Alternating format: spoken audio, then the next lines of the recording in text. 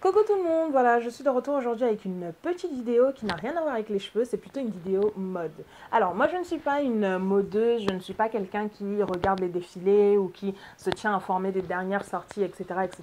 dans l'univers de la mode en tout cas. Je suis plutôt une fille basique, on va dire, une fille lambda qui aime juste être bien habillée de temps en temps et classe de temps en temps comme casual, ça dépend vraiment des périodes. Donc simplement, je vous dis ça parce que, simplement parce que la mode, souvent, ça me passe au-dessus du cerveau. C'est-à-dire qu'il m'est déjà arrivé de regarder certains défilés et de me dire, je ne comprends absolument pas ce que le designer a voulu nous faire voir, nous faire comprendre. Surtout les défilés haute couture. Donc, beaucoup de mes amis m'ont déjà expliqué que la haute couture, c'était pas fait pour être porté, blablabla, c'est pas du prêt-à-porter, c'est pas du machin, c'est pas du truc. Ok, d'accord, mais dans ce cas-là, pourquoi? Enfin, voilà. Enfin bref. Donc la petite vidéo d'aujourd'hui, c'est juste pour vous parler de 3 tendances de l'automne que moi j'ai décidé d'adopter en tout cas, et qui, je pense, vous plairont également à vous, mes abonnés. Donc j'ai décidé de vous montrer comment est-ce que je les ai adoptées, comment est-ce que je les porte, comment est-ce que je me débrouille un petit peu avec tout ça.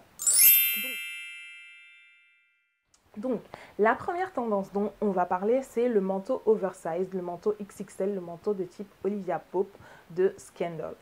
Si vous regardez la série Scandal et que vous êtes comme moi, que vous adorez cette série, je pense que vous êtes tous et toutes fans des manteaux que porte l'actrice Kerry Washington, donc qui incarne le rôle de Olivia Pope dans la série. Donc c'est des manteaux XXL, c'est des manteaux avec des rabats toujours au niveau du col, etc., qui lui font donc une silhouette magnifique, une silhouette extrêmement féminine. Donc je pense qu'elle est habillée dans la série par la marque Prada.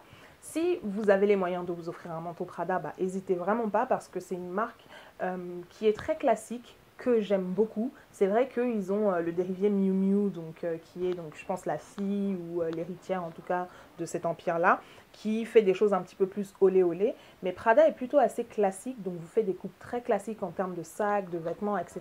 Donc si vous avez les moyens, allez-y.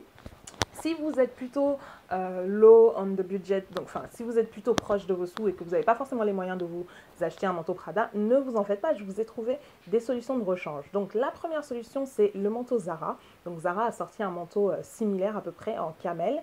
L'inconvénient, c'est que ce manteau-là coûte quand même 189,99 € je crois, ou 90. Donc ce n'est pas donné, c'est pratiquement 200 € le manteau, sachant que les manteaux Zara ne sont pas forcément réputés pour durer très longtemps ou pour être forcément de très bonne qualité.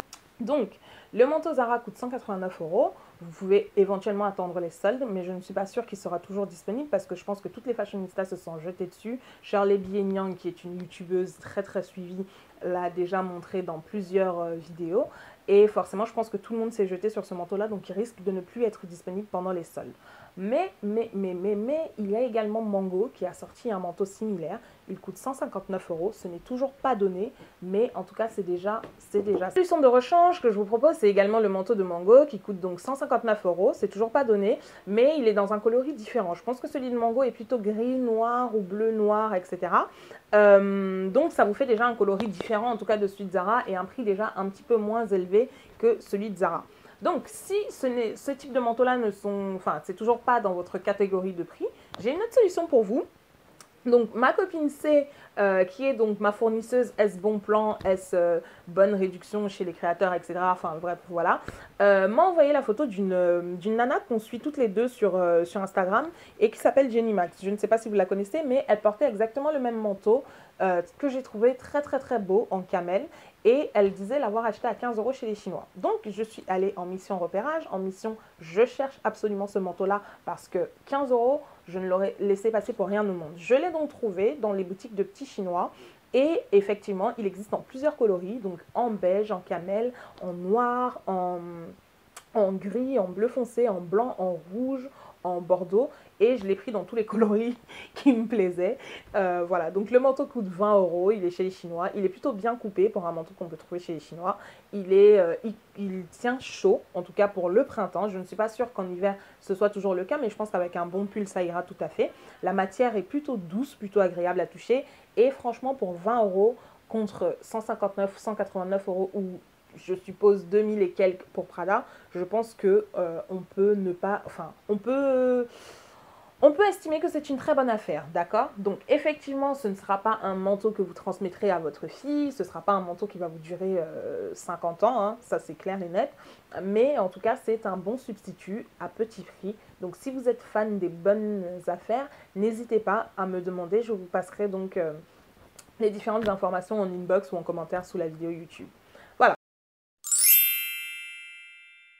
La deuxième tendance dont je vais vous parler, c'est la couleur bordeaux. Donc la couleur bordeaux, c'est juste ma couleur favorite lorsque l'automne arrive. Je la porte partout. En termes de rouge à lèvres, je la porte mes bottines. J'ai des bottines bordeaux, j'ai des escarpins bordeaux, j'ai donc une écharpe bordeaux et maintenant aussi un pull bordeaux.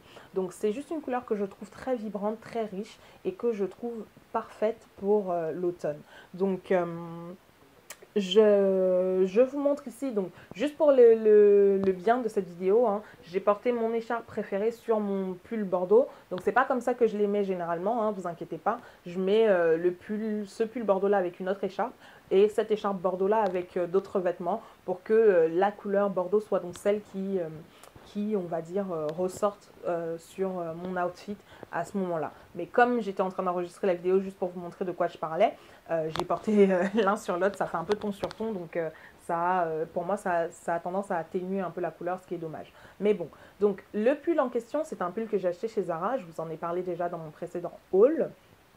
Et l'écharpe, en fait, c'est une écharpe que j'ai tricotée moi-même. J'ai acheté les pelotes de laine ainsi que le petit crochet parce que c'est crocheté. C'est pas tricoté parce que je ne l'ai pas fait aux aiguilles à tricoter, mais au crochet.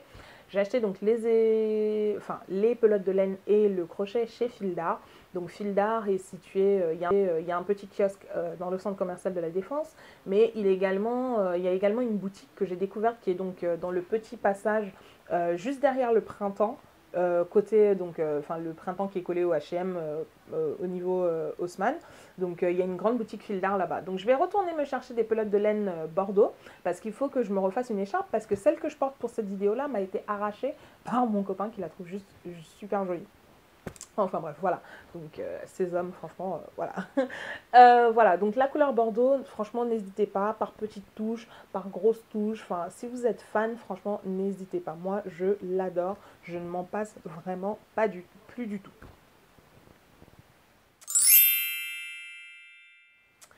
La troisième et dernière tendance dont je vais vous parler donc, dans cette vidéo, c'est le gilet long, le gilet XXL, le gilet oversized. Donc j'ai acheté ce gilet-là chez Zara, comme je vous l'ai déjà dit dans ma dernière vidéo haul. Il m'a coûté un petit peu cher, mais au final je l'adore parce que je peux le mettre de tellement de façons différentes et qui sont complémentaires, on va dire, au final. Donc le gilet XXL, j'ai deux façons moi de le porter. Vous pouvez le porter de plusieurs autres façons différentes selon votre style. La première façon dont je le porte, c'est ceinturé au niveau de la taille.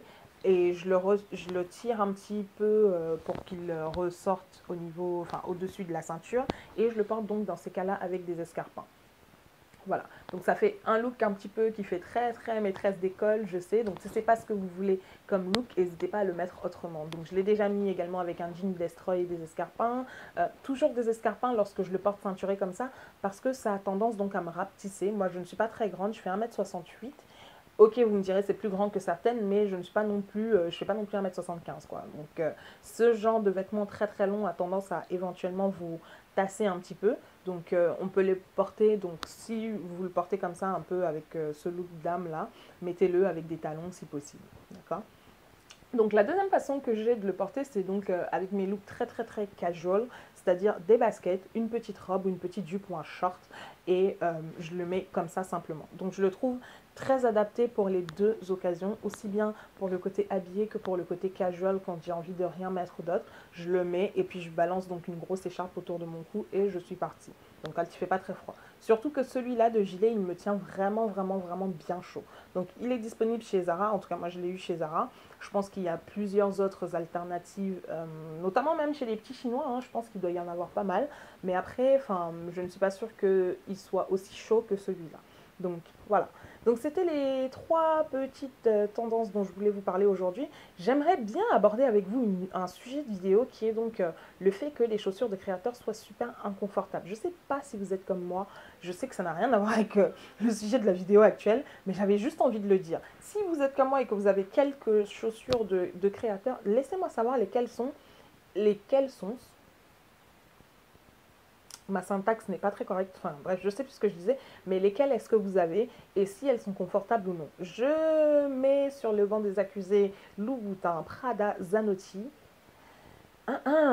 Non, même les classiques de chez Louboutin, moi j'ai les Fifi, j'ai pas les Pigalle et il paraît que les Pigalle c'est encore pire. J'ai les Fifi en 10 cm, elles font mal aux pieds. J'ai des Prada de toutes les hauteurs, 8 cm, 10, 15, machin. Il y en a qui sont juste archi inconfortable. Et j'ai les fameuses sneakers de chez Zanotti, qui sont donc les sneakers, la paire de baskets probablement la plus chère que je possède, et qui sont également les plus inconfortables. C'est juste pas possible. Enfin, je ne comprends pas comment on peut faire pour mettre autant d'argent dans des vêtements de créateurs et des chaussures de créateurs en tout cas, et ne même pas les avoir comme des petits souliers ou des petits chaussons, ou ne pas être à l'aise dedans. Donc, on en parle ou pas? Enfin, laissez-moi savoir si c'est un sujet qui vous intéresse. On en parlera dans une autre vidéo. Enfin bref, voilà. Donc, le sujet du jour est donc terminé. Je vous souhaite à tous et à toutes de passer une excellente soirée. J'espère que cette vidéo vous aura plu. J'ai dû la réenregistrer une deuxième fois, simplement parce que la première fois, j'ai oublié de brancher mon micro. Super mimou. Enfin bref, je vous souhaite à tous et à toutes de passer une excellente soirée. Si vous avez aimé la vidéo, mettez-moi des pouces hauts comme ça. Si vous partagez la vidéo, partagez la chaîne, partagez donc toutes les autres vidéos de la chaîne avec votre entourage. N'hésitez pas à me laisser tout plein de commentaires, à m'envoyer des mails. Je réponds généralement, je réponds à tous les commentaires, il y a tous les mails, il y a toutes les questions, que ce soit sur la page Facebook ou le blog ou ici sur YouTube. Donc n'hésitez pas à passer sur mon blog également, je vous mettrai plus de photos donc des différents looks que je vous ai, enfin des différents items que je vous ai montrés dans cette vidéo. Je vous souhaite à tous et à toutes de passer une excellente soirée. Bisous.